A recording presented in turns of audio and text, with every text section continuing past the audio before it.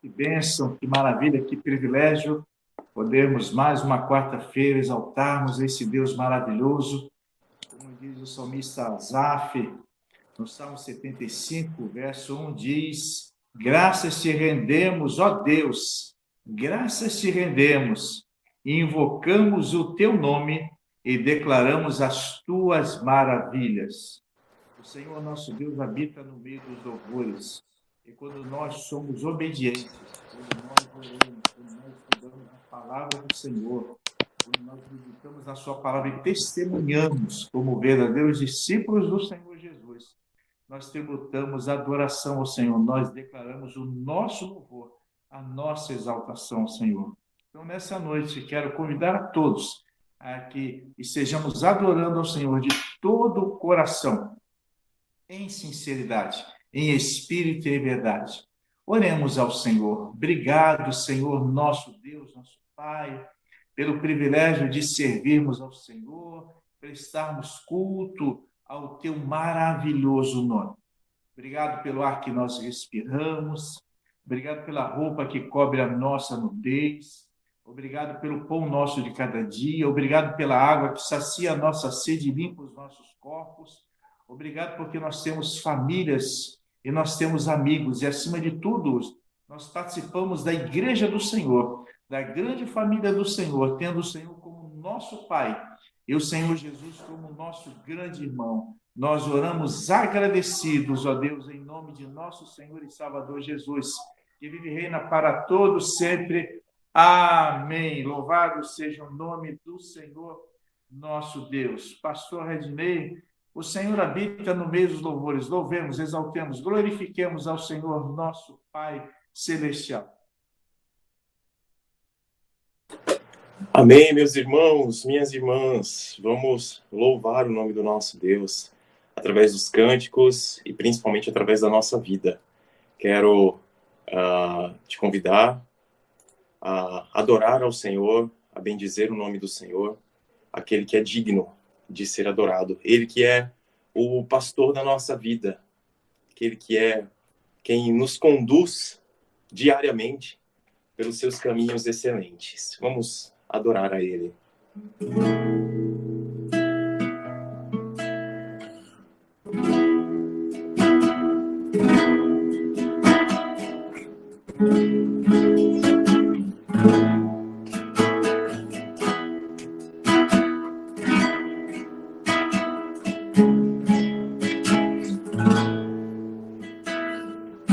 Tu me guias mansamente por tua vara e teu cajado, por montanhas e por vales, guardarás em paz minha alma.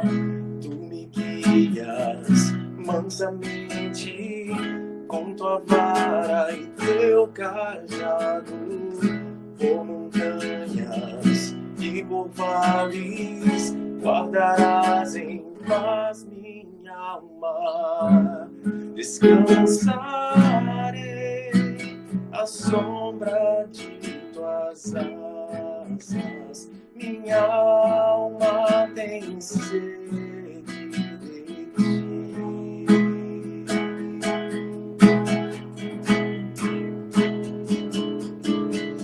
Oh, meu Deus, do mal me guardas.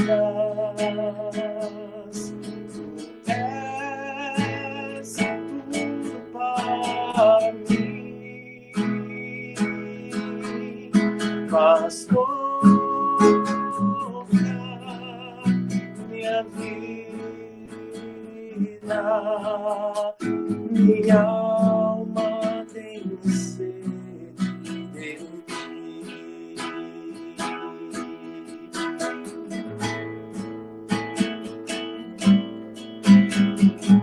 Tu me guias mansamente por tua vara e teu cajado, por montanhas e por vales, guardarás em paz minha alma.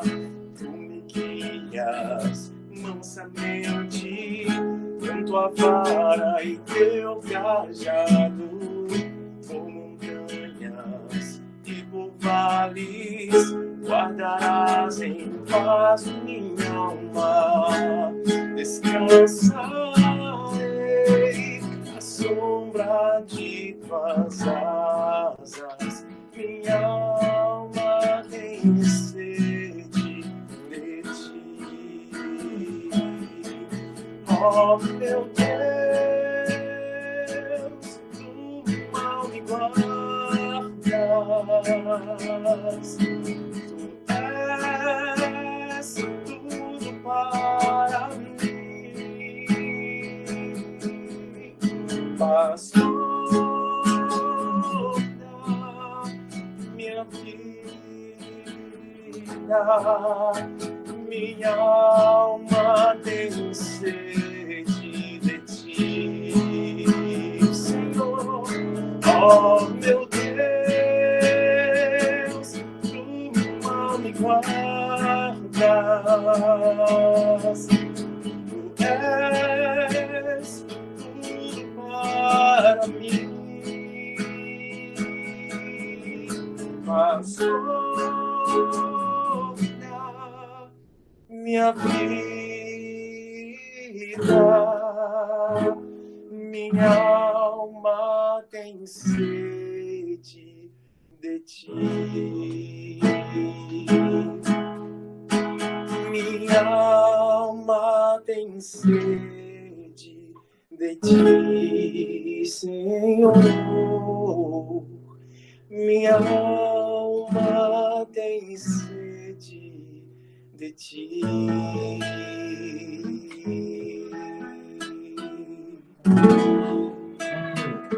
O amado do próximo cântico, todas as vezes que eu ouço cânticos tão edificantes e tão gratificantes de se ouvir, eu fico imaginando o povo do Senhor, na presença do Senhor por toda a eternidade.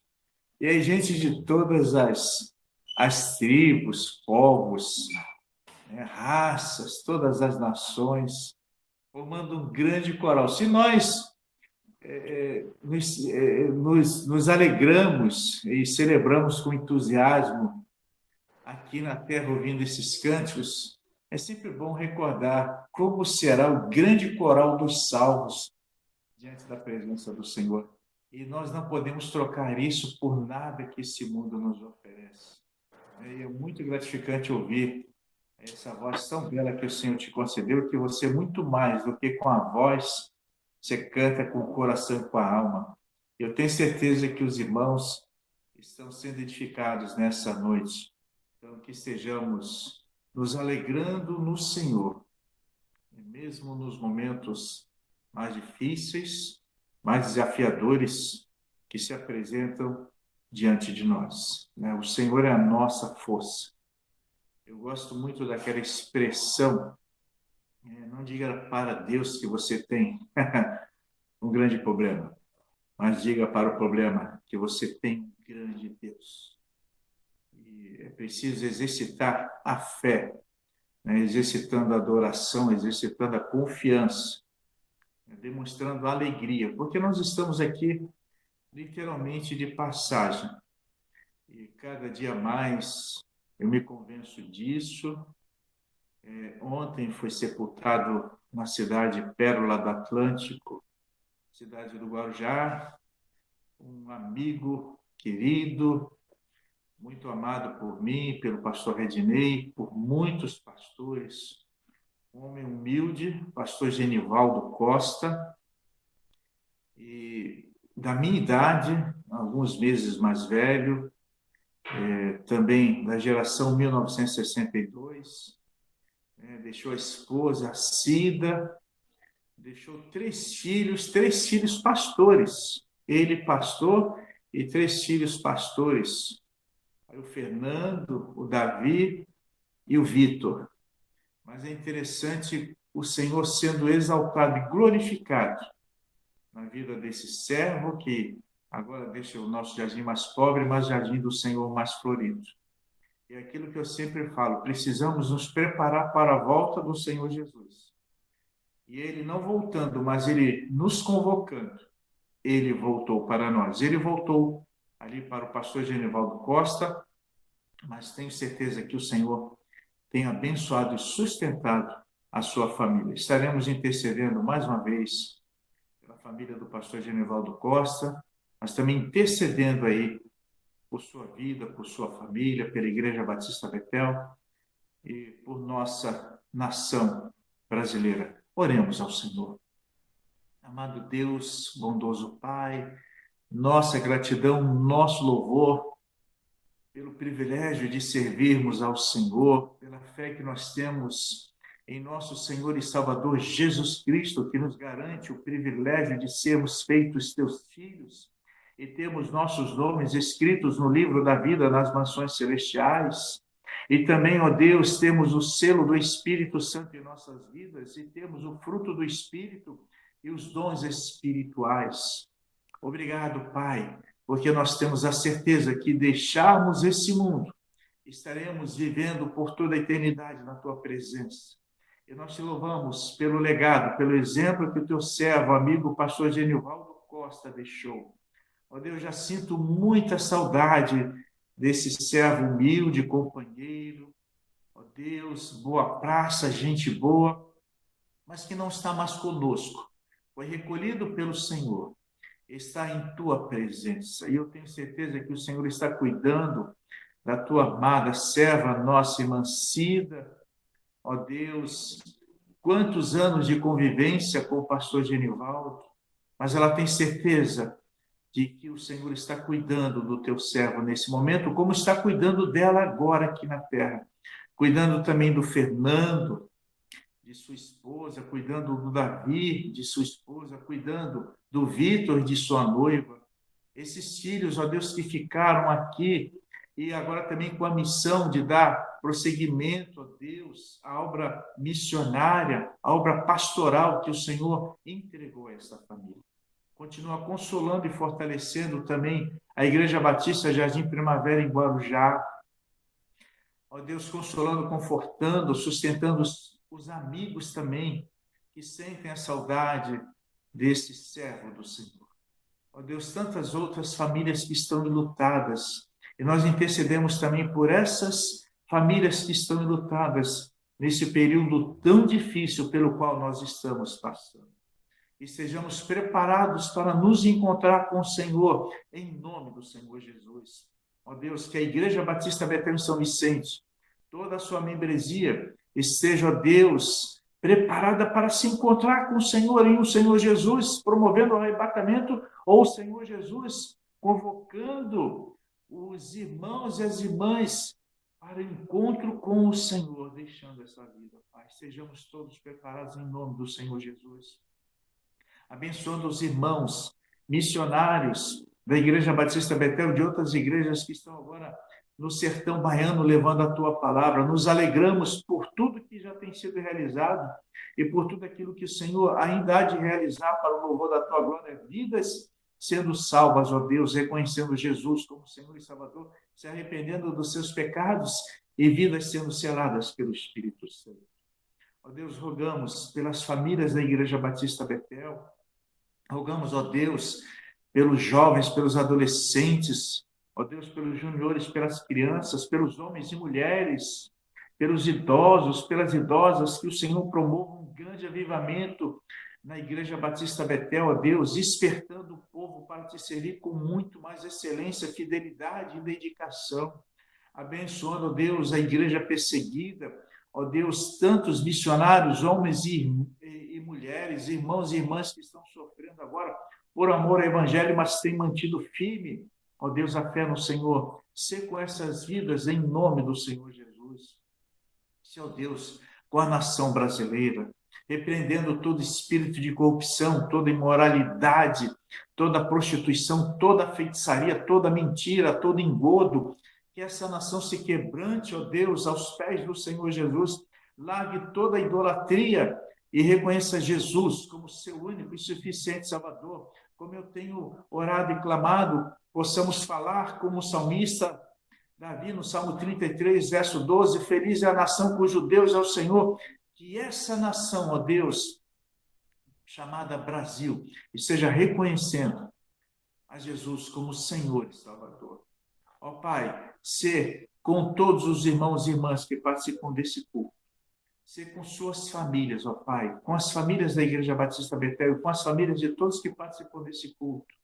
Tu sabes, tu conheces, ó Deus, o que cada família precisa da parte do Senhor, o que cada irmão, cada irmã está precisando da parte do Senhor nesse instante, nesse momento. E nós intercedemos por essas vidas, Pai, pedindo que o Senhor esteja fortalecendo, renovando a fé, renovando a alegria e a esperança, em nome de nosso Senhor e Salvador Jesus Cristo, Pai.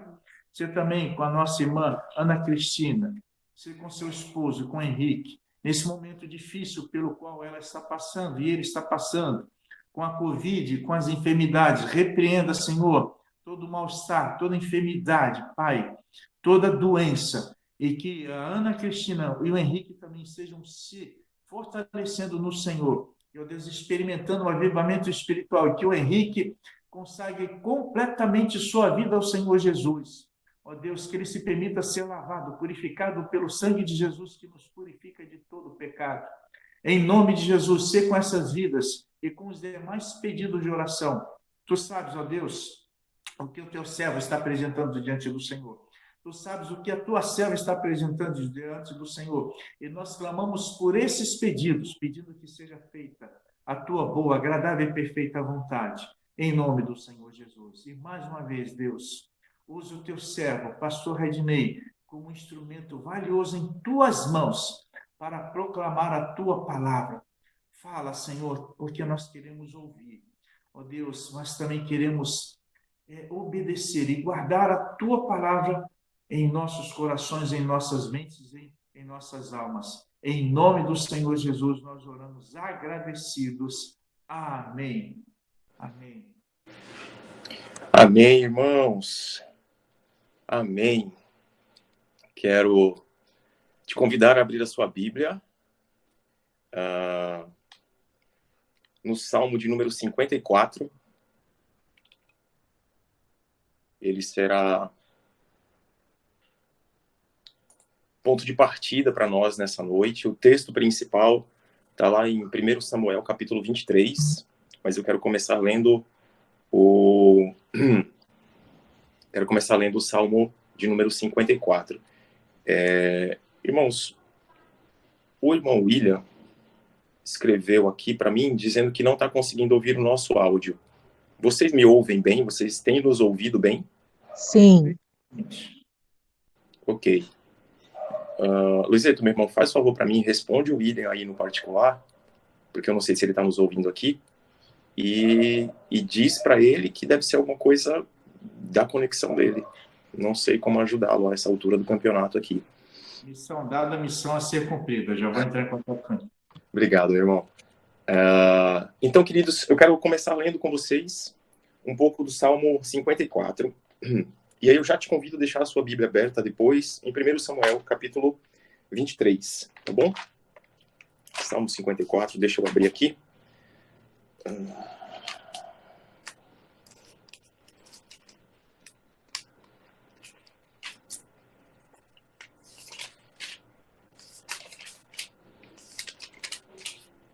Pronto.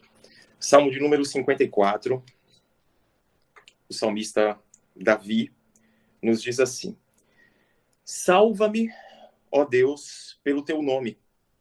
Defende-me pelo teu poder. Ouve a minha oração, ó Deus, escuta as minhas palavras.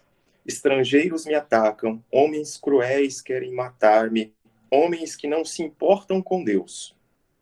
Certamente, Deus é o meu auxílio. É o Senhor que me sustém. Recai ao mal sobre os meus inimigos, extermina-os por tua fidelidade.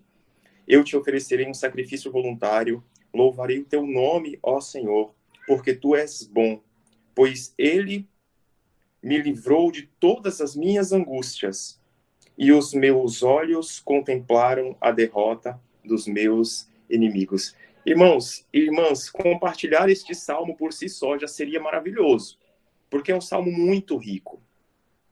Mas Este salmo nasce num cenário, ele nasce num contexto. Davi está descrevendo para nós aqui um momento da sua vida, que não foi um momento tão curto assim, mas especificamente o Salmo 54 nasce no contexto de 1 Samuel, capítulo 23. E aí é por isso que eu quero te convidar a ir para 1 Samuel, capítulo 23, para que a gente possa ver um pouco melhor o que está acontecendo com Davi e o que leva esse homem, um homem segundo o coração de Deus, a escrever essas palavras que retratam a perseguição que ele enfrentava de homens inimigos, de homens de outras nacionalidades, de homens que não temiam ao Senhor, de clamar a Deus por salvação, por livramento, e de no próprio Salmo de número 54 já declarar a sua fé, a sua convicção de que o seu livramento viria, de que o Senhor era aquele que o sustentava, de que o Senhor era aquele que o livrava de todo mal, e de que Davi veria com seus próprios olhos a recompensa que Deus traria sobre esses ímpios, sobre esses maus. O contexto está aqui, como eu falei, em 1 Samuel, capítulo 23. Eu quero ler com você, não é um capítulo longo, e por ser palavra de Deus, já é o suficiente para que mereça a nossa leitura, a nossa meditação. Então, o texto diz assim, agora em 1 Samuel, capítulo 23. Quando disseram a Davi que os filisteus estavam atacando a cidade de Keila e saqueando as eiras, ele perguntou ao Senhor, devo atacar os filisteus? O Senhor lhe respondeu, vá, ataque os filisteus e liberte Keila. Os soldados de Davi, porém, lhe disseram, aqui em Judá estamos com medo, quanto mais se formos a Keila lutar contra as tropas dos filisteus. Davi consultou o Senhor novamente. Levante-se, disse o Senhor, vá à cidade de Keila, pois estou entregando os filisteus em suas mãos. Então Davi e seus homens foram a Keila, combateram os filisteus e se apoderaram de seus rebanhos, impondo-lhes grande derrota e libertando o povo daquela cidade. Ora, Abiatar, filho de Aimeleque, tinha levado o colete sacerdotal quando fugiu para se juntar a Davi em Keila.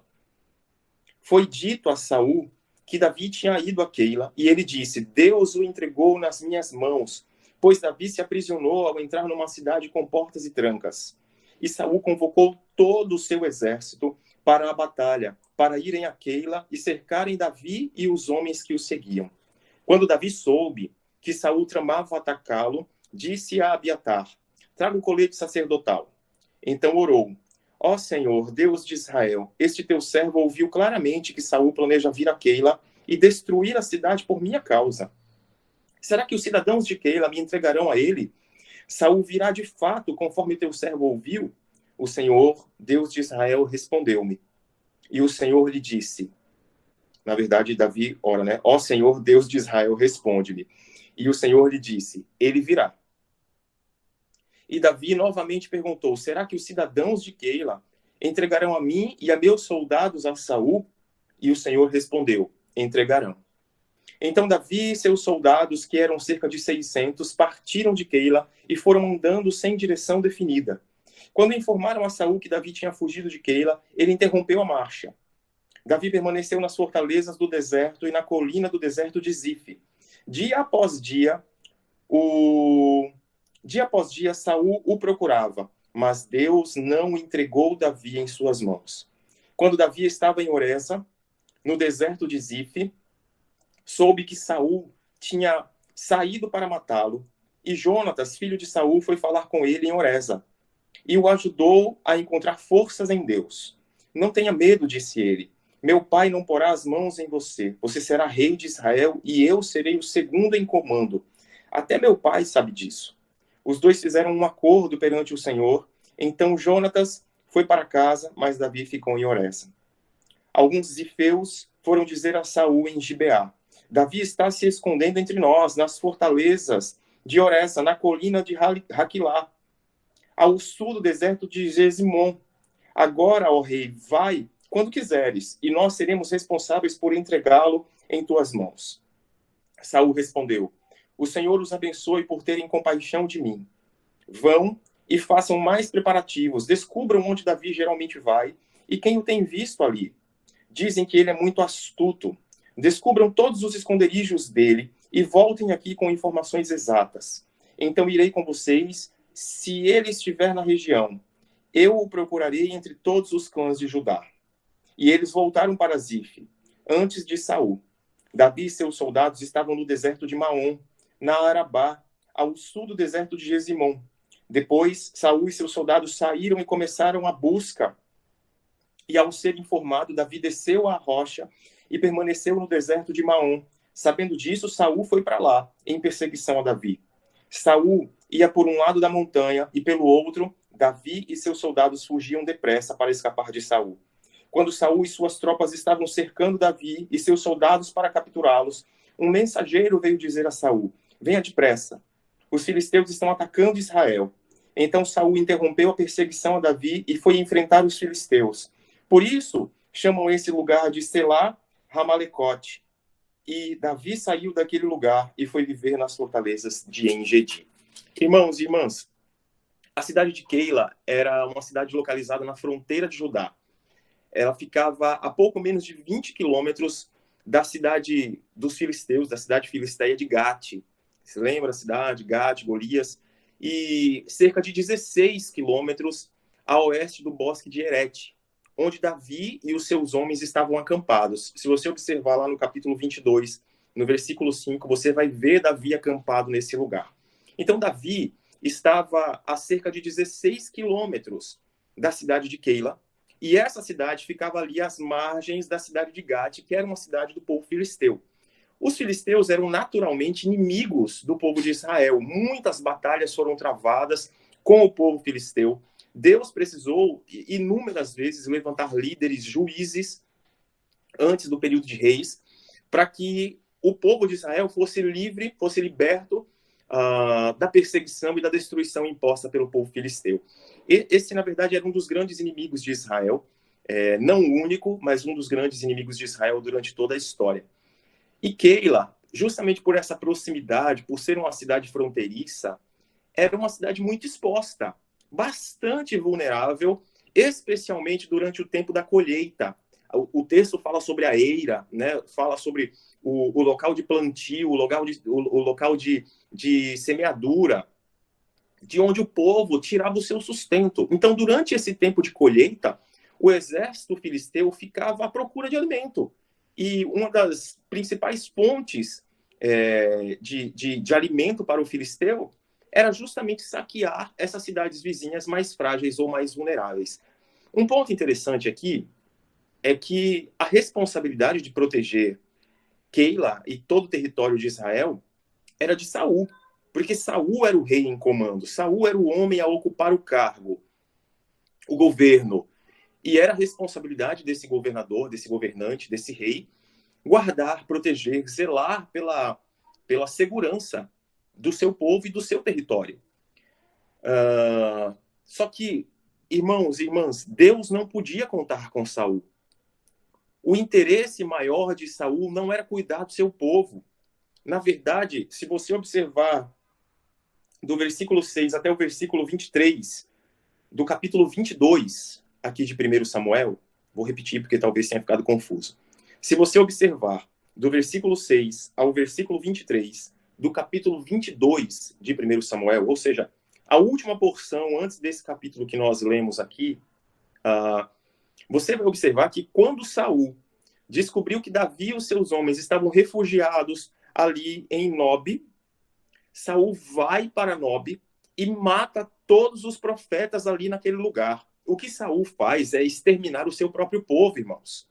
Então, evidentemente, Deus não podia contar mais com esse homem enlouquecido pelo ódio, pela raiva, pela inveja. A motivação má, completamente má do coração de Saul o levou ao ponto de matar o seu próprio povo. Perceba até onde a maldade do nosso coração pode nos fazer chegar quando nós nos afastamos da presença do Senhor para buscar os nossos próprios interesses. Às vezes, a gente pode estar gerando morte no meio do nosso próprio povo, no meio da nossa igreja, no meio da nossa família, quando nós nos deixamos levar pelos maus desejos do nosso coração e nos afastamos da presença e do plano do Senhor para a nossa vida. Esse é um exemplo claro que Saul nos concede nessa noite e à medida que a gente vai lendo as Escrituras. Então, irmãos e irmãs, sem dúvida, Deus não contava mais com Saul, até porque Deus retira da vida de Saul a sua presença, a ação do Espírito Santo. E sem sombra de dúvida, assim como Saul havia feito em Nob, ele faria também aos habitantes de Keila. Se fosse necessário, Saul também mataria toda aquela cidade. Se você prestou atenção na leitura que nós fizemos aqui, quando Davi vai orar ao Senhor para perguntar se Saul vai até Keila, no versículo 10, Davi ora assim: ó Senhor Deus de Israel, 1 Samuel capítulo 23, versículo 10. Ó Senhor Deus de Israel, este teu servo ouviu claramente que Saul planeja vir a Keila e destruir a cidade por minha causa. Perceba a convicção que Davi tem. Depois dos eventos que Saul tem realizado, principalmente aqui em Nob, Davi tem certeza de que, se for preciso, Saul é capaz de matar o seu próprio povo para tentar prender ou matar, melhor dizendo, Davi, a quem ele tinha por inimigo. Então, esse é o cenário. É nesse contexto, nesse ambiente, que nasce o Salmo 54.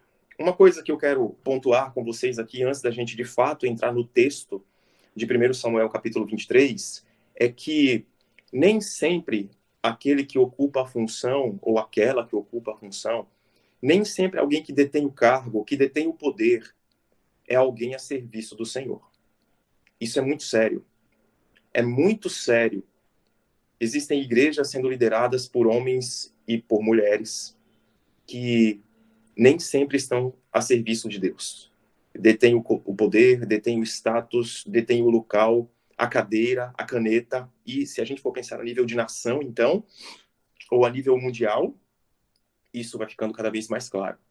Deus pode usar quem Ele quiser, mas nem sempre aqueles que cuidam dos interesses de Deus ou do povo de Deus estão a serviço de Deus. A gente precisa ter os olhos muito abertos com relação a isso. Mas eu quero começar a pensar com você aqui agora, meu irmão e minha irmã, em características de Davi. Sabe por quê? Porque o Salmo 54 nos deu um panorama do que Davi vivia no seu coração.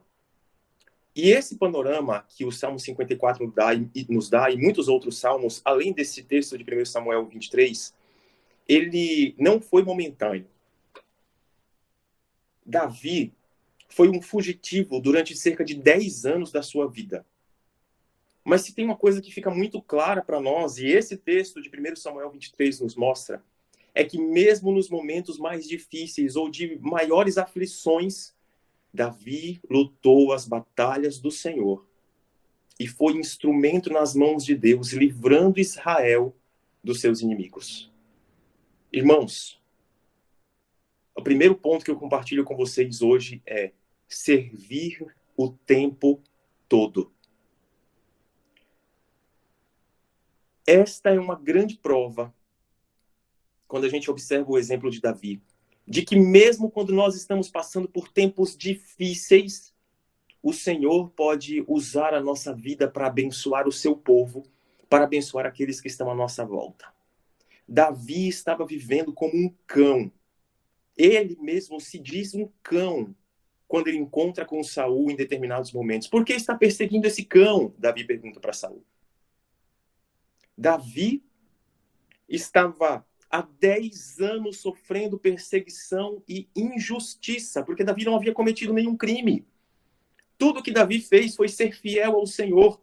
Tudo que Davi fez foi servir a Saul. Tudo que Davi fez foi servir ao seu povo, à sua nação, desde o momento em que Davi se coloca à disposição do povo de Israel e, em nome de Deus, vence Golias. A vida de Davi se transforma no inferno. E aqui, mais um ponto para ser destacado. Existem vitórias que são o começo de grandes perseguições. Vitórias que transformam a nossa vida em supostos infernos. Mas, na verdade, não são infernos. São processos do Senhor para nós. Então, nem sempre a derrota é o que nos traz dificuldades. Às vezes, algumas vitórias vão nos colocar em apuros. Mas desde aquele momento, a vida de Davi se transtorna. porque ele ganha um inimigo a partir daquele momento. Só que durante esses 10 anos de intensa perseguição, durante esses 10 anos sofrendo injustiças, Davi não desanimou. E mesmo nos momentos em que ele se sentiu frágil, ele buscou auxílio no Senhor. E durante todos esses anos, 10 anos, eu não estou falando sobre 10 dias, irmãos. 10 dias já seria algo extremamente difícil. Se você já passou 10 dias em uma situação angustiante em uma situação de injustiça, você sabe como é difícil. Nós estamos falando sobre pelo menos 10 anos que Davi enfrenta. E durante esses 10 anos, Davi foi um instrumento nas mãos de Deus. O que acontece aqui com o povo de Keila aconteceu outras vezes, enquanto Deus foi levantando, foi chamando e foi usando a vida de Davi para abençoar povos e pessoas à sua volta.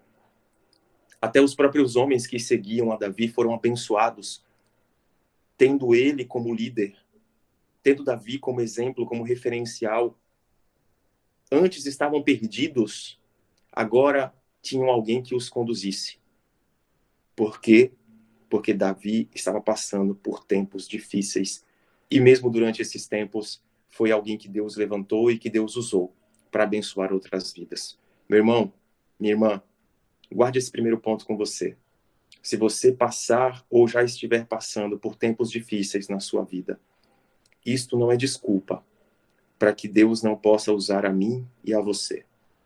Podem ser quantos anos forem, podem ser dias, podem ser minutos ou horas. Nos tempos de aflição mais intensas, Deus é poderoso para não só lapidar a nossa vida, mas para usar a nossa vida a fim de que outros sejam abençoados por nosso meio. Deus é poderoso. Deus não nos usa somente quando tudo está dando certo em nossa vida.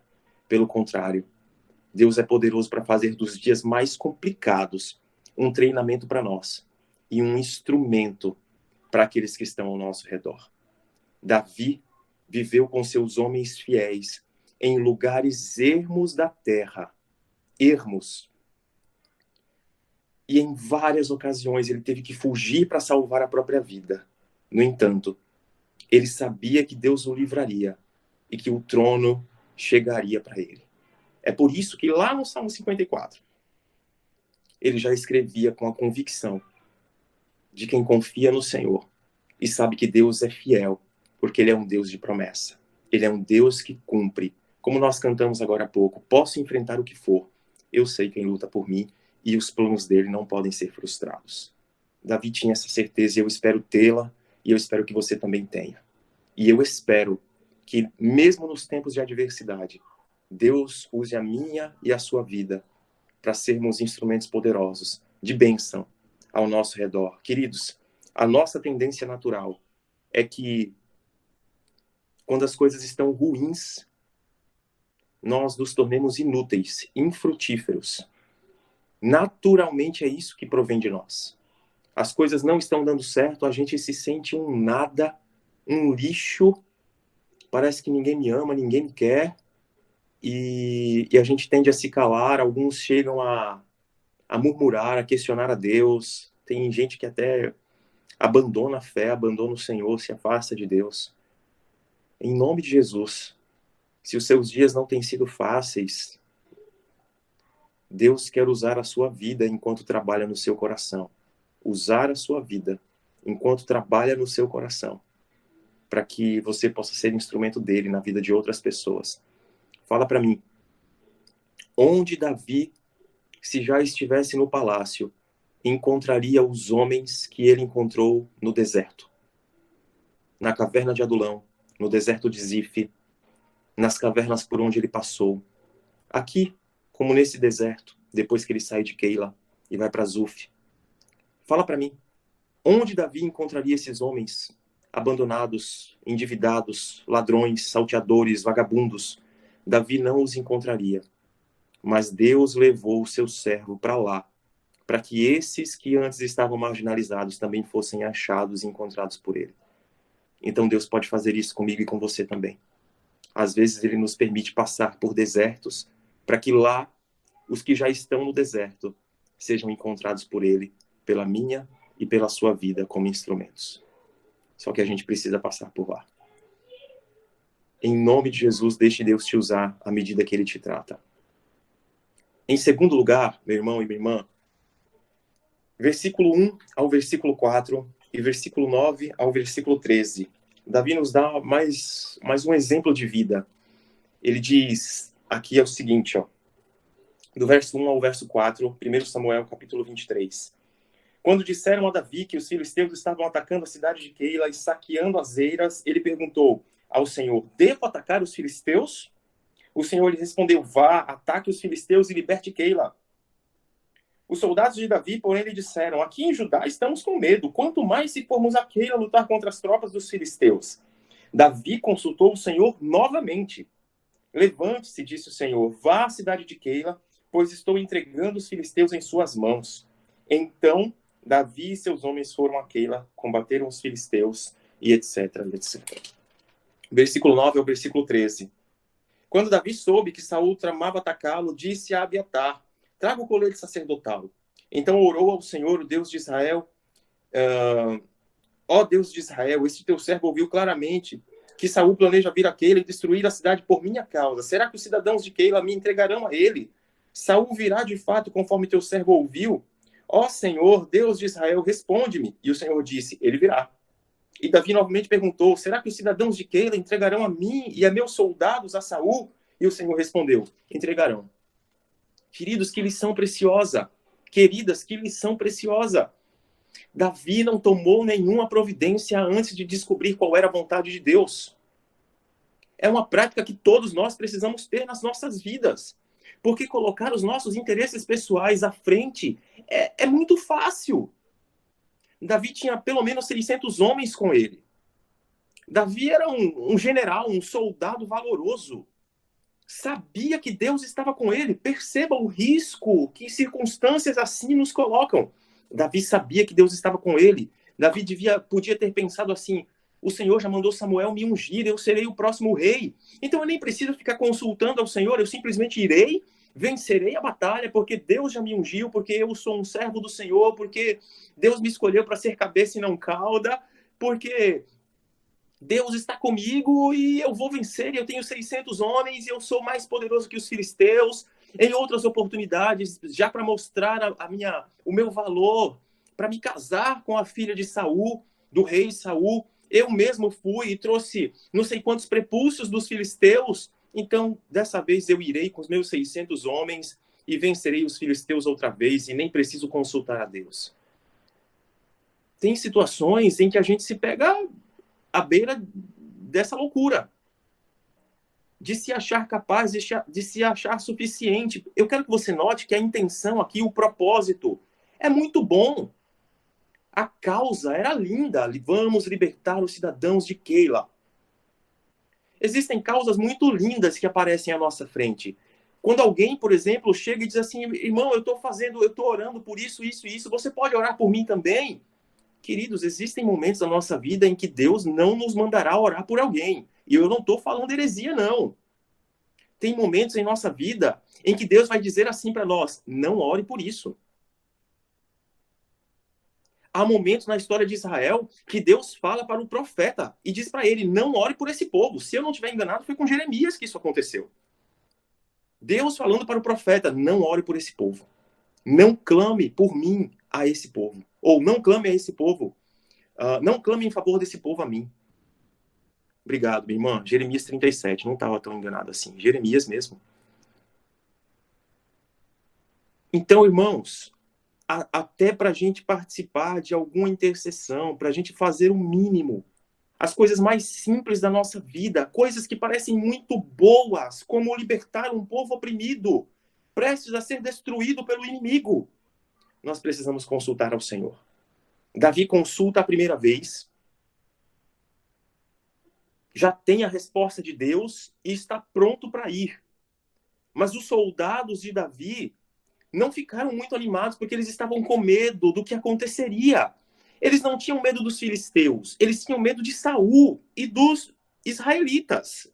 E não era medo de guerrear, porque esses homens eram corajosos. Eles não queriam derramar sangue do seu próprio povo. Eles sabiam que lutar contra o seu próprio povo não era uma atitude agradável a Deus. Então esses homens dizem, a gente já está com medo de fazer isso aqui, será que a gente vai para lá para se expor ainda mais? Então Davi, pela motivação, pela falta de coragem, de ânimo do coração dos seus amigos, dos seus soldados, Davi vai consultar outra vez ao Senhor, e o Senhor diz, levante-se. Deus falou a primeira vez, Deus falou a segunda, e Davi só consultou a segunda por causa dos soldados, e quando Deus disse vá, Davi não titubeou. Ele não pensa duas vezes, ele chama os soldados, eu imaginando, chama os soldados e diz assim, queridos, não tenham dúvida, Deus está mandando ir, vamos, e eles vão. E aí, irmãos, depois que tudo isso acontece, tem uma reação, Saul fica sabendo, e aí Davi, muitos espias estavam agindo aqui nesse processo. Espias de Saul, espias de Davi. A situação está ainda mais difícil, porque o período de seca, que normalmente começa em meados de abril, chegou com aqui em Minas Gerais. Parou de chover mais cedo e os focos de incêndio aumentaram. Ontem o fogo se espalhou na Serra da Moeda, também na região metropolitana. Está com o microfone aberto. Desativei aqui. Estava tentando descobrir quem era que estava com o microfone aberto, aí eu achei, já desativei o microfone do irmão aqui. Perdão, irmãos, não tinha muito como fazer antes.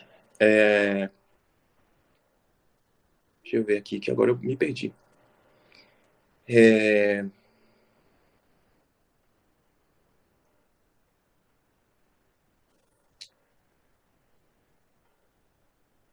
Quando tudo isso acontece, consegui lembrar onde eu estava. Davi fica sabendo por meio dos seus espias que os espias de Saul foram informar a Saul que Davi está na cidade de Keila. Davi sai do campo aberto, vai para uma cidade que tinha muralhas, que tinha uma fortaleza. E quando Davi chega nessa cidade, que é a cidade de Keila, e Saul fica sabendo disso, Saul diz assim, Deus o entregou nas minhas mãos. Nossa, que tolo. Achar que Deus ainda estava agindo em seu favor, Saul. A essa altura do campeonato, meu amigo. Como? Como que Deus vai agir em seu favor, Saul? Mas Davi fica sabendo. E a preocupação de Davi não é consigo. A preocupação de Davi é com a cidade de Keila. Que coração de Davi.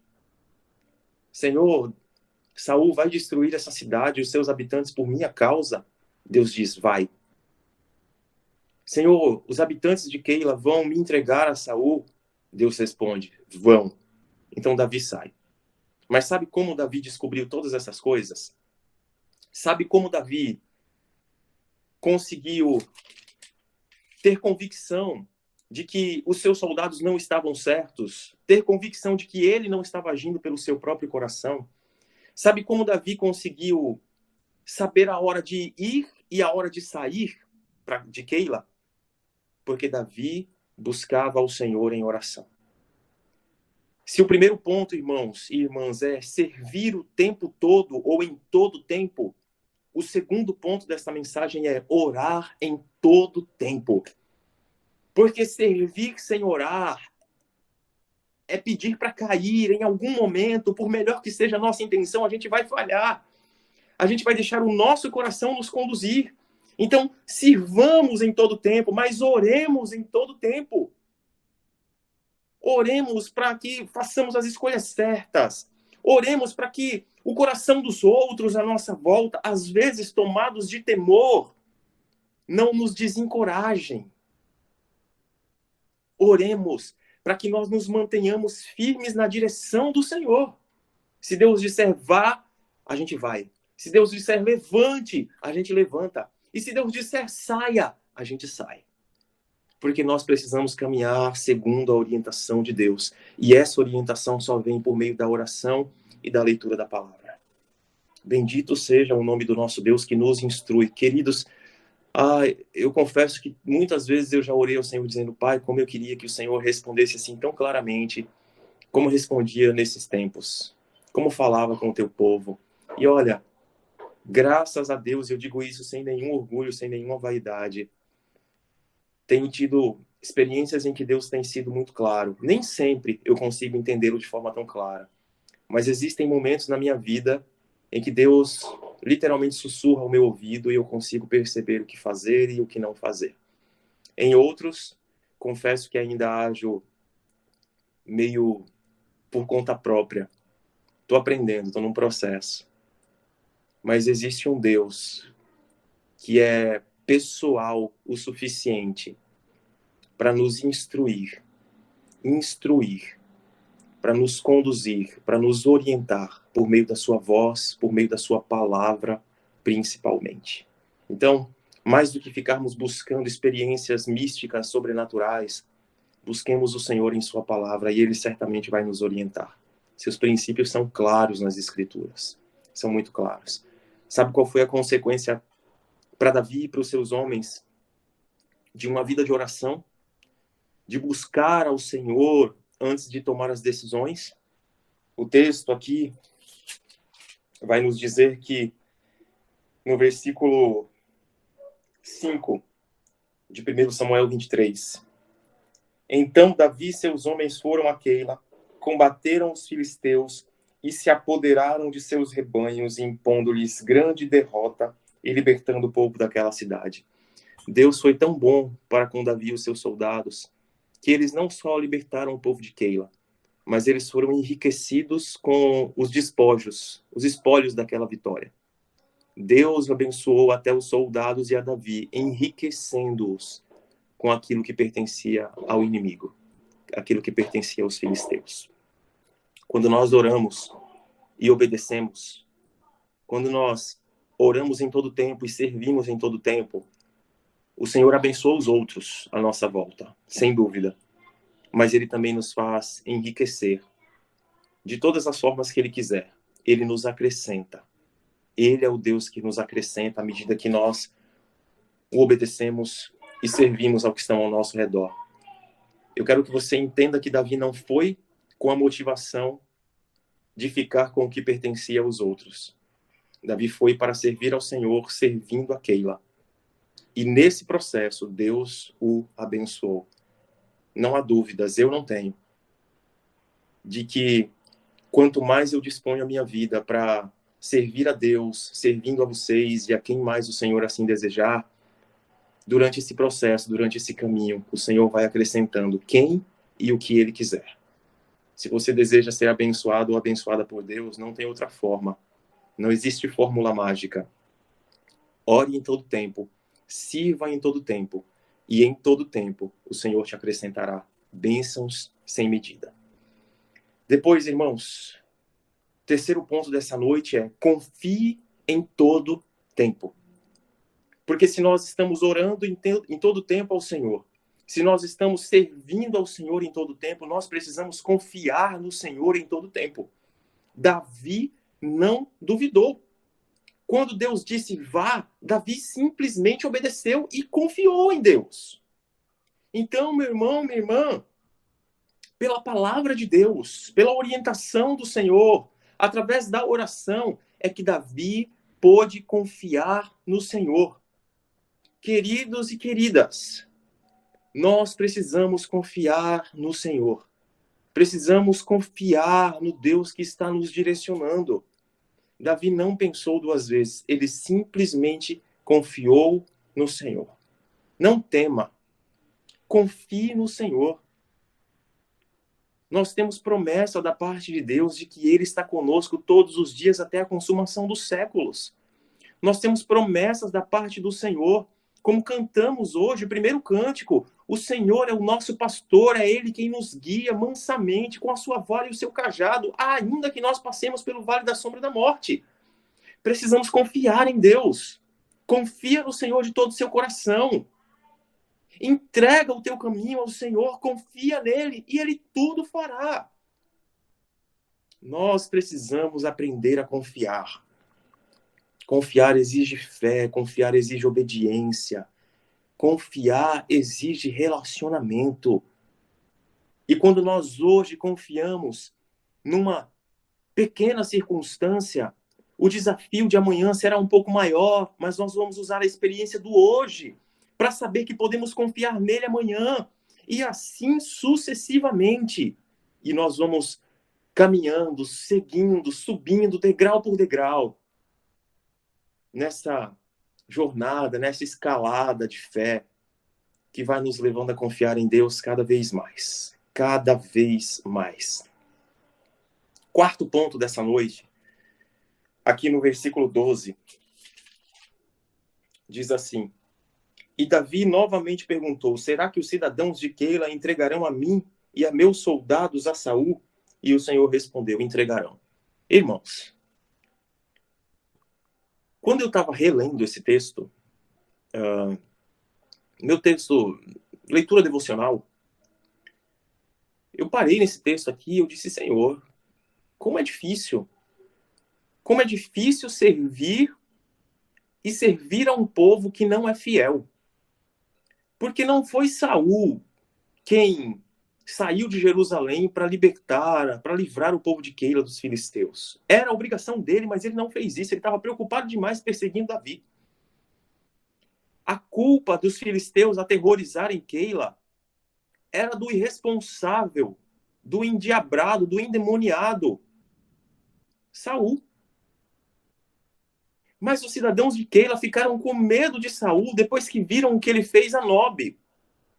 E ao invés desses homens e mulheres serem fiéis a quem os socorreu, eles preferiam, ou eles estavam prestes a, é o que o Senhor diz, né, a entregar Davi e os seus soldados que haviam acabado de salvar a vida deles. Que povo egoísta. Eu não sei se eu não faria o mesmo. Mas que povo egoísta. E eu fico imaginando o coração de Davi e o coração desses homens. Imagina só, esses homens podem muito bem ter dito a Davi: tá vendo aí? A gente veio para cá correndo risco para salvar esse povo e agora a gente precisa sair correndo às pressas, porque os cidadãos de Keila, se tiverem que escolher entre morrer e nos entregar para a morte, eles vão nos entregar para a morte. Vão nos entregar a Saul. Tá vendo, Davi? Lembra que a gente falou? Aqui é mais perigoso. Eu fico imaginando o coração de Davi: Senhor, eu acabei de salvar esse povo. Irmãos, servir em todo tempo, orar em todo tempo, obedecer em todo tempo, mas servir sem esperar gratidão, sem esperar nada em troca. Porque eu acho que a única chance de Davi não ter vivenciado esse sentimento, e olha, é um sentimento que desestimula, ingratidão é um sentimento que às vezes nos aprisiona. Às vezes a gente não consegue olhar para aquela pessoa mais da mesma forma. E Deus precisa desenvolver um processo, um trabalho no nosso coração. Queridos, eu acho que a única chance de Davi não ter sido vítima desse tipo de sentimento é tendo plena convicção de que ele não estava servindo a Keila, mas que ele estava servindo ao Senhor. Deus foi servido por Davi e por seus homens, e Keila foi o alvo desse serviço, mas quem foi servido foi o Senhor. Porque se Davi tivesse lá para servir a Keila, a cidade de Keila, aos cidadãos de Keila, essa teria sido uma atitude extremamente ingrata, que talvez tivesse levado Davi e os seus homens a matarem os próprios cidadãos de Keila. E eu quero compartilhar isso com você, porque talvez você já tenha sido vítima de ingratidão. Você se doou, você ofereceu, você trabalhou, você serviu e alguém não valorizou. Irmãos, não podemos ser vítimas da ingratidão. Se você é refém desse sentimento, desse ressentimento, em nome de Jesus, abre o seu coração para perdoar hoje, porque você está escravizado nisso. Talvez a outra pessoa nem saiba. E acima de tudo, lembre-se, porque eu preciso me lembrar disso, que tudo que nós fazemos é em serviço ao Senhor. Ainda que Ele nos leve a servir outras pessoas, nós estamos servindo ao Senhor. Simplesmente ao Senhor. Tudo que nós fazemos seja na igreja, onde for, a quem for. Tudo que fazemos, seja em ação, seja em palavras, deve ser feito para a glória de Deus. Não fazemos a homem, não fazemos a mulheres. Fazemos a Deus, para a glória de Deus, para o louvor de Deus. Se as pessoas serão agradecidas ou não, é problema delas. Mas o Senhor está contabilizando tudo que fazemos ou deixamos de fazer, porque fazemos para Ele. Ou deixamos de fazer a Ele. Então, servir sempre, em todo tempo, mas sem esperar gratidão. Quero seguir aqui, porque o tempo já está bem adiantado. Versículo 13 diz assim, meu irmão, minha irmã. Então Davi e seus soldados, que eram cerca de 600, partiram de Keila e ficaram andando sem direção definida. Quando informaram a Saul que Davi tinha fugido de Keila, ele interrompeu a marcha. Queridos, é uma coisa impressionante. É uma coisa impressionante. Eu vou ler até o versículo 18 para compartilhar alguns pontos com vocês aqui. Davi permaneceu nas fortalezas do deserto e nas colinas do deserto de Zif. Dia após dia, Saul o procurava, mas Deus não entregou Davi em suas mãos. Quando Davi estava em Oreza, no deserto de Zif, soube que Saul tinha saído para matá-lo. E Jonatas, filho de Saul, foi falar com ele em Oreza e o ajudou a encontrar forças em Deus. Não tenha medo, disse ele. Meu pai não porá as mãos em você. Você será rei de Israel e eu serei o seu segundo em comando. Até meu pai sabe disso. Os dois fizeram um acordo perante o Senhor. Então Jonatas foi para casa, mas Davi ficou em Oreza.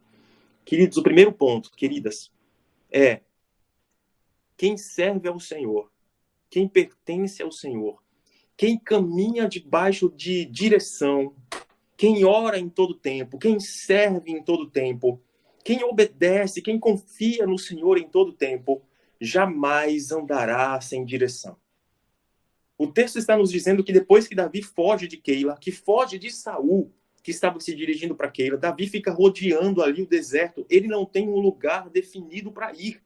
Ele fica rodando ali em meio às fortalezas naturais que o deserto lhe proporcionava. Mas ele não tinha destino. E o que eu estou compartilhando com vocês é que mesmo que nós não saibamos para onde ir, mesmo que em determinado momento da nossa vida, por alguma circunstância, nós nos sintamos ou nos notemos assim, sem um destino, sem uma direção clara, jamais caminharemos sem rumo, porque o Senhor sempre nos sinalizará a direção a seguir. Nós não andamos aleatoriamente, queridos. Nós, nessa vida, sabemos que este mundo não é o nosso lugar, sabemos que nós temos uma pátria, um lar celestial, sabemos que lá é o nosso destino, sabemos que a glória é aquilo que está reservado para nós. Nós não andamos à toa, nós não caminhamos ao vento. Se nós seguimos a Cristo, nós temos rumo, temos direção, nós sabemos para onde ir. Aliás, Jesus deixa isso muito claro. Vós sabeis para onde eu vou. Quando Jesus está se despedindo dos seus discípulos. Vocês sabem o caminho, vocês sabem para onde eu vou. Então nós temos um caminho muito claro. Nós sabemos para onde ir. E no dia que nós precisarmos tomar uma decisão, seja ela qual for, se nós orarmos, o Senhor não nos deixará sem direção. Ele nos guiará, Ele nos instruirá, Ele nos conduzirá.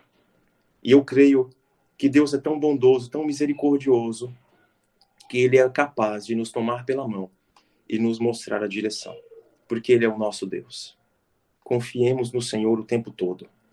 Em segundo lugar, aqui do verso 13 ao verso 18, irmãos, o Senhor é tão bom, que Deus sempre providencia alguém para nos encorajar e nos fortalecer. Olha só o que acontece aqui, quando Davi estava talvez no momento mais difícil da sua vida, nesse cenário, nesse momento, agora vagando pelo deserto, chamado para viver num palácio, chamado para ser o próximo rei, mas vagando no deserto, fugindo sem nada ter cometido. Talvez, no momento crítico, Deus toca o coração de Jonatas, tira Jonatas da corte, do palácio real, e diz assim, vai até o deserto. Fala com Davi, fala com teu amigo, fala com teu irmão. Encoraja aquele homem que eu escolhi. Irmãos, Deus sempre levantará alguém. Ou ele mesmo virá e nos encherá da sua presença, falará o nosso coração e nos fortalecerá com a sua própria voz, com sua própria palavra. Ou ele enviará alguém, como enviou Jonatas, para fortalecer os que estão desanimados, cansados, abatidos, sobrecarregados, como ele fez a Davi. Deus providenciou o encorajador, o fortalecedor. Deus, Cristo Jesus, já enviou o outro consolador, o outro conselheiro, o Espírito Santo que habita em nós. E Deus certamente, quando for necessário, talvez nessa noite ele esteja fazendo isso, enviará alguém para dizer assim, olha, não desanime. Deus é contigo. Deus te escolheu. Deus te ama. Deus está com você. Por mais difícil que seja essa situação, por mais difíceis que estejam sendo esses 10 anos que você tem vivido, Davi, Deus te escolheu. Lembra do que Deus falou por meio do profeta Samuel. Você foi o escolhido para ser rei. Eu sei disso. Meu pai sabe disso. Você sabe disso. Irmãos, o que Jonatas faz é lembrar Davi do que Deus já havia falado. Ele não traz nenhuma palavra nova. Jonatas simplesmente faz Davi se lembrar do que Deus havia prometido. Eu quero nessa noite fazer, quem sabe, você se lembrar do que Deus já prometeu. Lembre-se do que Deus já prometeu para a sua vida, para a sua família, para o teu ministério. Por que não? Lembre-se e seja fortalecido ou fortalecida por aquilo que Deus diz a seu respeito. Quem Deus te chamou para ser, o que Deus te chamou a fazer, quem Deus quer que você seja. Verdades que o Senhor vai nos revelando, vai nos trazendo, principalmente para quem tem buscado a Deus em oração, em meditação nas Escrituras, e que nos fortalecem nos momentos mais difíceis das nossas vidas. E por fim, meu irmão e minha irmã, o tempo chegou ao limite. Versos 19 a 29, que nós já lemos. Eu vou resumi-los. Davi precisa fugir, ele vai fugindo, vai de um lugar para o outro, de um deserto para o outro, de um deserto para o outro, até que chega um determinado momento que, do verso 26 ao verso 29, o texto vai nos dizer que Saul estava de um lado, Davi estava do outro com seus homens, e ficava naquele jogo de que enquanto um ia, o outro dava volta e fugia, e dava volta e fugia.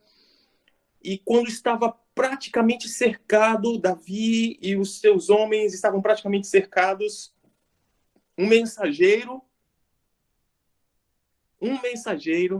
surge e diz para Saul, Saul, os filisteus estão atacando Israel.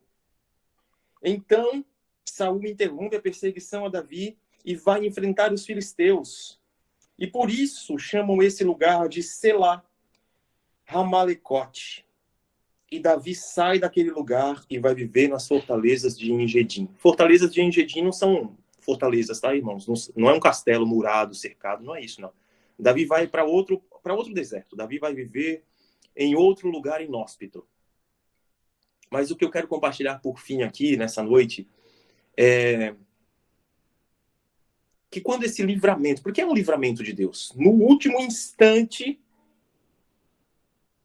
o texto, no final do versículo 16, diz, quando Saul e suas tropas estavam cercando Davi e os seus soldados para capturá-los, um mensageiro veio falar com Saul.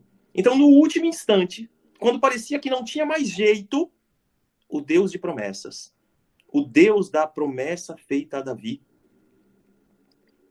a quem Davi louva no Salmo 54, dizendo: eu creio e eu declararei, eu verei a recompensa dos homens maus, dos ímpios, dos perseguidores, dos injustos. Davi já declarou no Salmo 54. Esse Deus que prometeu e em quem Davi cria, providenciou o livramento. No último instante. Parecia que ele não ia chegar. Parecia que ele ia falhar no cumprimento da sua promessa. Mas ele não falha nunca. Ele não se atrasa nunca. E aí, Davi recebe esse livramento. Que coisa maravilhosa. Que alívio. Meu Deus. Que alívio. Que adrenalina Davi estava vivendo ali com seus homens. E que alívio. E então, para celebrar esse livramento, grande livramento concedido pelo Senhor, que é o livramento de Davi e o nosso. Ele não só dá, como ele é o nosso livramento. Os israelitas chamaram aquele lugar de Selá Hamalecote, que significa a pedra partida, ou a pedra da partida, né? Melhor dizendo, a pedra da partida. Essa é uma expressão hebraica que tem o sentido de representar uma pedra lisa. Sabe aquela pedrinha lisa, branquinha, que às vezes a gente encontra e usam para decoração e tal? A tentativa dessa pedra da partida, ou dessa pedra lisa, é de mostrar uma pedra escorregadia, porque ela é lisa, ela se torna escorregadia. Em outras palavras, irmãos, é uma pedra de escape. O termo, o significado de Selá Hamalecote é pedra de separação, pedra de partida, mas principalmente pedra de escape. Porque foi ali que Deus concedeu o escape, o livramento. Foi ali que Deus agiu para guardar aquele que ele havia escolhido. Irmãos, eu concluo essa mensagem dessa noite fazendo vocês lembrarem que o Senhor é o nosso Selá Hamalecote. Ele é a nossa pedra de escape. Ele é o nosso libertador, ele é o nosso auxílio, o nosso socorro bem presente na hora da angústia, na hora da tribulação. Ele é aquele que, no momento exato, no momento certo, nos concede o livramento, seja de qual for o perigo. Confie no Senhor de todo o seu coração. Não se apoie no seu próprio entendimento. Descanse nele, lance sobre ele toda a vossa ansiedade, porque ele tem cuidado de vós. Que em nome de Jesus essa palavra, de forma tão simples, edifique o seu coração, edifique a sua vida, como edificou a minha, tem edificado, e que nós depositemos no Senhor a nossa confiança. Em nome de Jesus. Amém.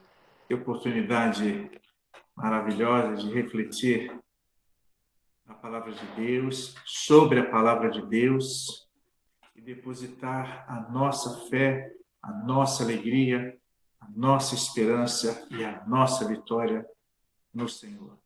Estaremos encerrando esse culto. A irmã Márcia Azevedo pede oração pelo seu esposo, Nilson, que está no hospital esperando aí o resultado do exame, está com dores no peito. Vamos orar. Obrigado, Pai, porque a Tua palavra tem muito a nos ensinar. A Tua palavra é referência para as nossas vidas. A Tua palavra é manual do Senhor para a Tua igreja, para o Teu povo, para os Teus servos.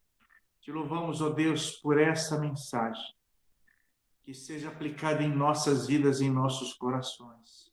E estejamos confiando no Senhor, com fé, com fidelidade, com dedicação, com consagração espiritual. Continue usando o Teu servo, o pastor Redner, mas usando também cada obreira da Igreja Batista Betel, para transmitir com sabedoria, clareza, autoridade, propriedade, a mensagem que o Senhor tem para a Tua igreja, para o Teu povo e todos aqueles que precisam ouvir, ó Deus, a exposição das Escrituras Sagradas. Pai amado, agora peço também pela vida da irmã Márcia Azevedo, também pelo seu esposo Nilson, que está com dores no peito no hospital, está aguardando o resultado dos exames. Entra com a Tua providência conforme a Tua boa, agradável e perfeita vontade. Tratando, ó Deus, do corpo do Nilson, mas tratando principalmente do coração, da mente, da alma, que ele seja curado não somente fisicamente, mas principalmente espiritualmente, se arrependendo dos seus pecados, ó Deus, e tendo Jesus como seu único e suficiente Salvador, e que também seu corpo seja, ó Deus, abençoado, ó Deus, que o seu corpo seja restaurado conforme o teu querer. Dá a tua bênção, a tua vitória, a tua serva Márcia, que pede oração porque crê no poder da oração. Continue abençoando todos que participam desse culto nessa noite. Receba a nossa gratidão, nosso louvor, nossa adoração e perdoa os nossos pecados, Pai. Oramos agradecidos em nome de nosso Senhor e Salvador Jesus, que vive e reina para todos sempre. Amém. E agora, que o amor de nosso Deus Pai, a graça de nosso Senhor e Salvador Jesus Cristo, a presente comunhão e doce consolação do Espírito Santo, sejam com as nossas vidas e com o povo do Senhor, mundo afora espalhado, desde agora e para todos sempre. Amém.